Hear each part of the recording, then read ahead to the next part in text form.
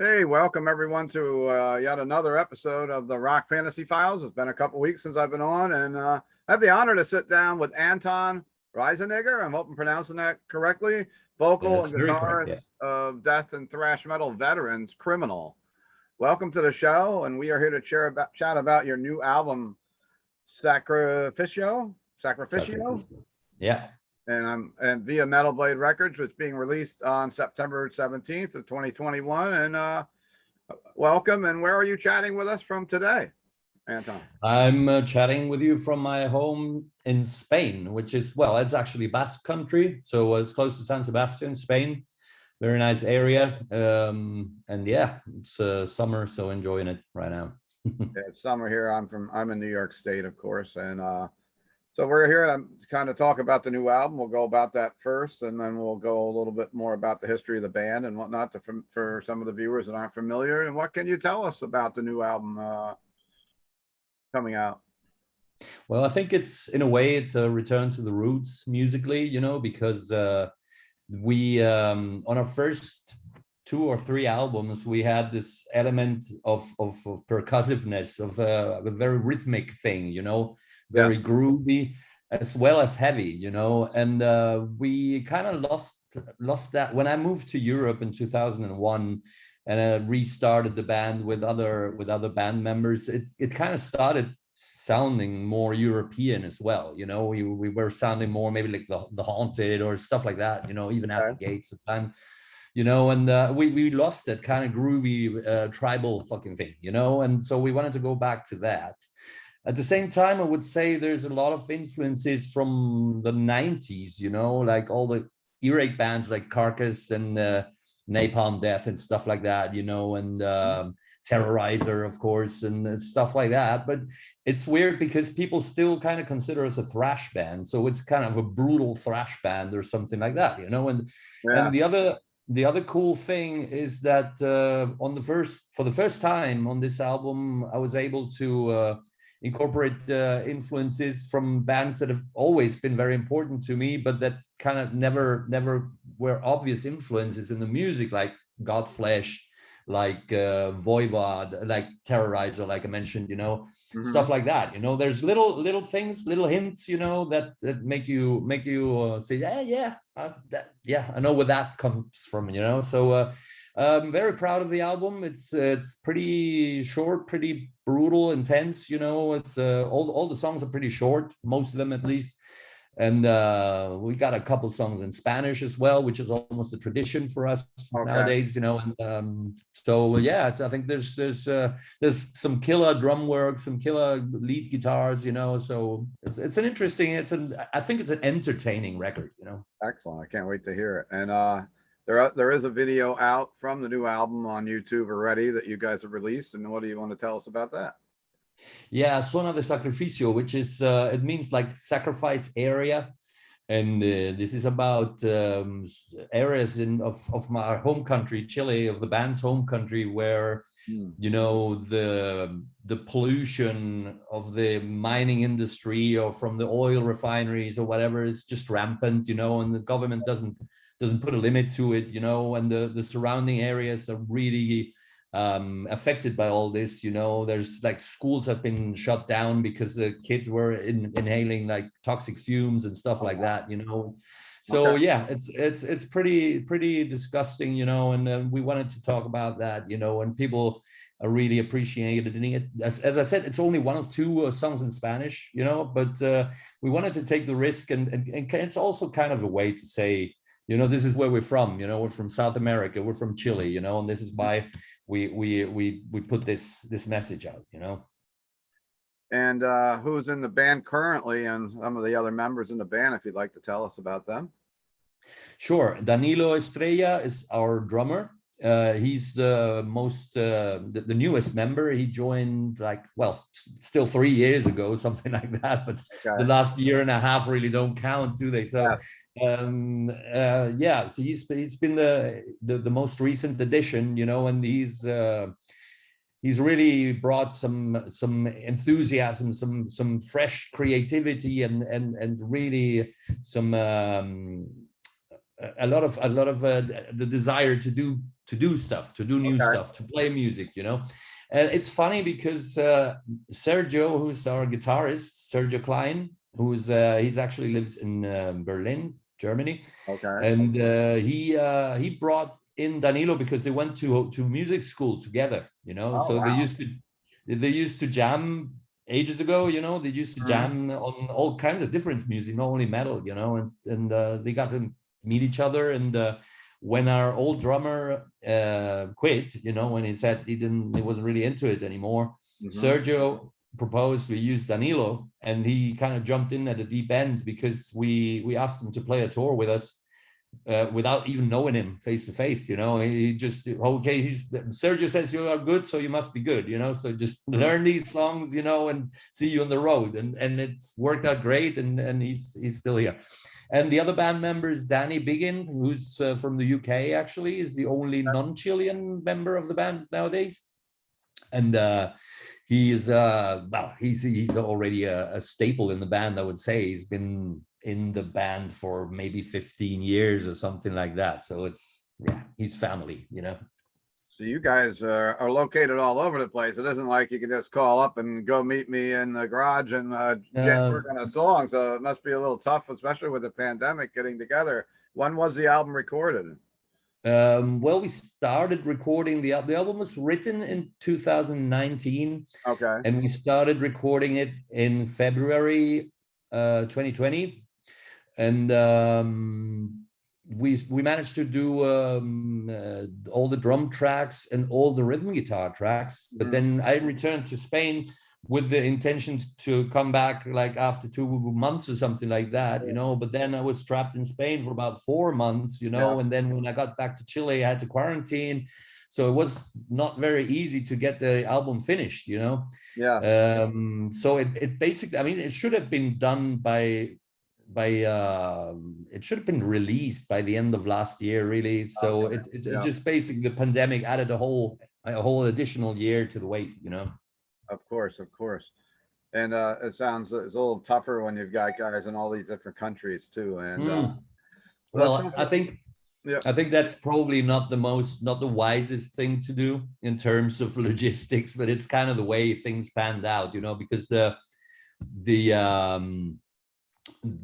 band was born in Chile, you know. We were all from Santiago, all from the same place. But then after the first decade, you know, the first decade was really successsul for us in South America, especially, you know. We got to support bands like Slayer and fucking Motorhead and Exodus and so on and so on. We got to play all over South America, you know. We went to the US one time as well, you know, played with Haunted and Testament and some other bands. Oh, did you? And yeah, we played with Overkill as well. And but after 10 years, you know, in the band, I was kind of starting to feel I was reaching a ceiling, a limit where we weren't able to do more. So and also on a personal level, I was really burnt out and stuff. So I decided to move to Europe, you know. And I landed in the UK, and I started jamming with an ex-bassist from Cradle of Filth and the ex-drummer of Extreme Noise Terror, and that's how the new lineup came to be. And then, well, and it's kind of been like moving back now, you know, after European period of the band, you know, it's back to being three quarters Chilean, you know. And yeah, and the logistics, so in a way, it's a problem, you know. But nowadays, with communications the way they are, it's possible to do things, you know. And for those that are tuning in familiar and never heard Criminal, you filled us in a little bit, but let's fill them in and go back to the origins of the band and how. And I didn't do my homework either. What is how many albums do you have out? What's the number on this release coming out? This is album number 9, actually. The first album came out in 93, if I'm not mistaken. And we did 3 albums in the 90s. And then that's when we went the band, or I moved to Europe, you know, and we kept going. We did another few albums, you know, and yeah, this is number 9. Excellent.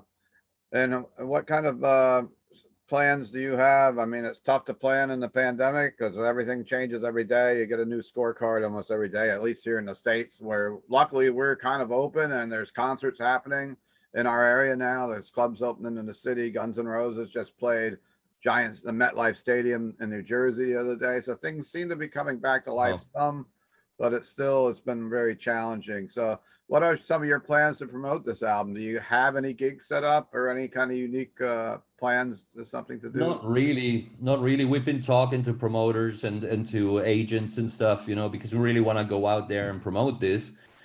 But yeah, as you said, it's really tough, especially, in the area where we're most popular, which is South America, and things are changing every day. Some countries are doing quite well, like Chile itself is doing quite well. Yeah, but yeah, because like 75% of the population is vaccinated already, like with the full vaccination. Yeah.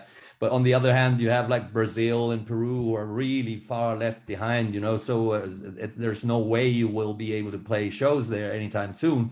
Yeah. So right now it's a bit of a nightmare, but I've been talking to people from the States and it's the same, one day you can, one day you can't, exactly. And I'm friends with Prika from Nervosa, and I know that she actually escaped over into Italy, I believe. I think she got out of Brazil, and I just saw that they have done some gigs over there in Europe with her new lineup, because her story's a little like yours, because she's got members all over. Yeah, I know.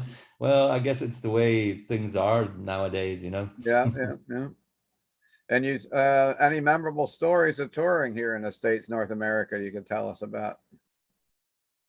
Well, that was a long time ago, I just remember a lot of Red Dog, and and a lot of evenings spent at the titty bars and stuff like that, we were still young, Good old days. So right? that was very funny, but I have a funny story relating to that, because I also play in Brujeria and a bunch of other bands, Lock Up and stuff like that, Oh yeah, definitely. Let's talk about that. Yeah. Well, I was just playing this festival in Mexico with Brujeria, and I had to go take a leak, so I went to the toilet. I was standing there having a leak, and next to me I just noticed that's Bobby Blitz from fucking Overkill. And I'm like, hey, dude, you remember we played together at the World Series of Metal in Cleveland in '99 or something like that? I said, yeah, sure, dude.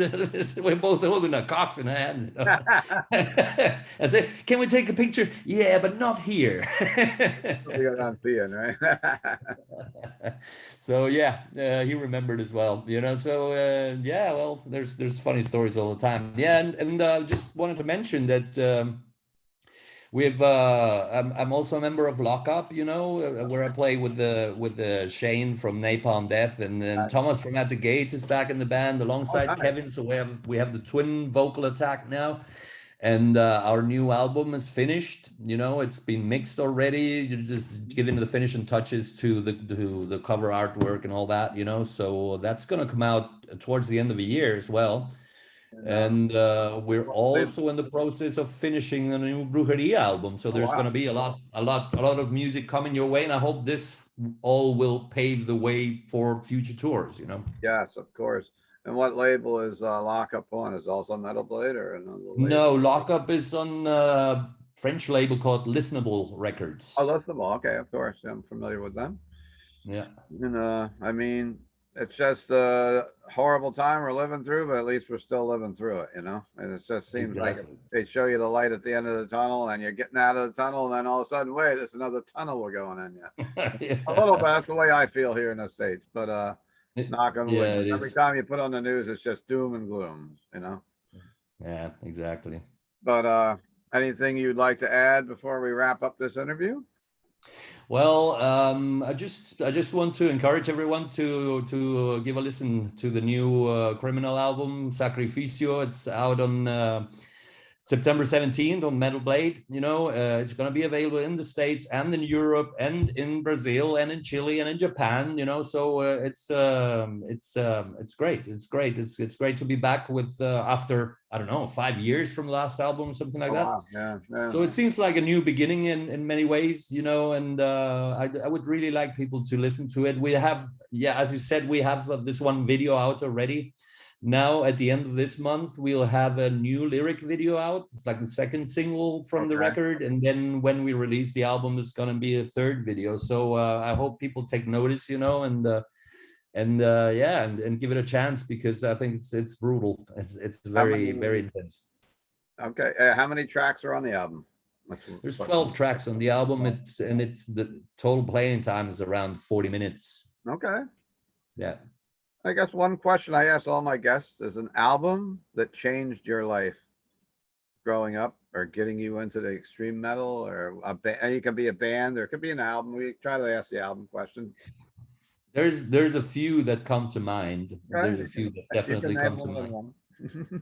I would say one that stands out is definitely Black Metal by Venom. Okay. Because I remember the day when I was standing in a record store in Chile, you know, I was just browsing. I had no money. I was just there, you know, just looking at the covers and stuff like that, you know. And all of a sudden I hear this noise coming from the speakers, you know, and I'm like, what is it? I asked the guy, what is this? And I looked at the cover, you know, and the pictures on the back, the guy with the bike and stuff like that. And I'm like, fucking hell, oh man, this is great. I gotta have this. So yeah, and eventually I got to own the record, you know, and I played the shit out of it, you know. And another one that comes to mind is definitely Seven Churches by Possessed. Nice. You know, that's just, for me, that's the beginning of death metal. And this was a big influence on my other band, Pentagram from Chile, you know. And it's that's just a fantastic record that's just aged so well as well, because, you know, it still sounds so fresh and brutal when you put it on, you know. It seems like it came out yesterday. Yeah, for sure. And let's talk a little bit about Pentagram before we wrap things up. And how long was Pentagram actually in operation? And you left and it turned into Criminal, pretty much. Pentagram, is that how it worked out? Kind of. Pentagram. Let's just make it clear for people that we're talking about the Chilean Pentagram, the death metal Pentagram, and not the doom rock Pentagram from the States, right? Yeah. We played our first show in December of '85, so a long time ago. Yeah. And the band was active in that period until '88 or something like that. We broke up because we didn't manage to get a record deal, and things were really frustrating down in Chile at the time, you know. We just kind of gave up in the band. And a few years later, I resurfaced with Criminal. At first I thought, well, maybe I should call it Pentagram and carry on, but then there was this other Pentagram, so it didn't make much sense, you know. Yeah. So I decided to start completely from scratch and to start a new band, you know. But then as the years passed, you know, when I moved to Europe in 2001, we kind of decided to play a one-off reunion show down in Santiago, you know, and we did that, and it turned out great. But yeah, of course, I was leaving. I didn't know at the time if I was ever going to come back, if I was even going to still be playing music a few years later, anything. It was just, well, clean slate and fresh start in Europe. But then I started working with this German label called Cyclone Empire, and we worked on a reissue of the demos.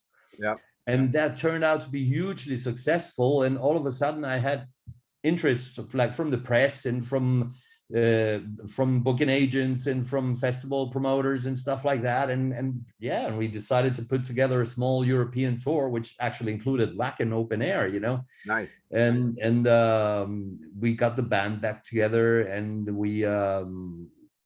the chemistry was really cool. I mean, we had a great time playing those shows. So we decided to just carry on, you know, and finally record an album, because we never got to record an album in the 80s, you know. Okay.